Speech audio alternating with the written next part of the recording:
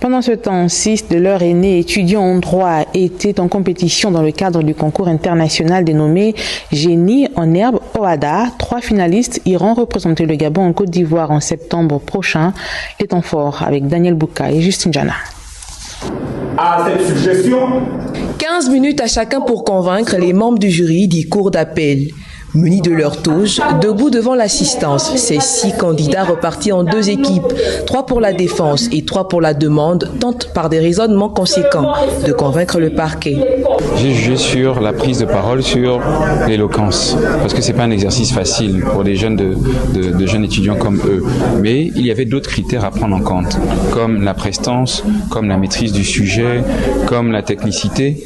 Mais moi, ce qui était le plus important pour moi, c'était le sujet en lui-même, la saisine d'une cour de justice et d'arbitrage qui est censée se prononcer sur le droit. Il y a encore du travail à faire, mais on est sur la bonne voie. Après ces efforts fournis, 3 lauréats ayant obtenu des moyennes supérieures à 200 points sur une marge d'évaluation de 450 ont été retenus pour représenter le vert jaune bleu en septembre prochain en Côte d'Ivoire. Un sentiment de satisfaction parce que c'est le couronnement de plusieurs semaines de travail et voilà, ça paye. Des adversaires à la hauteur qui n'ont pas démérité. C'était sur 2 étapes. Les épreuves écrites et les épreuves orales.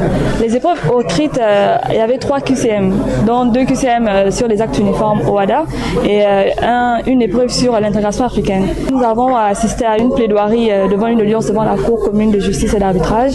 Cette 15e édition du concours international Génie en herbe OHADA est une opportunité pour nombre d'étudiants en droit de jauger leur niveau dans une sphère plus large afin d'être plus compétitifs.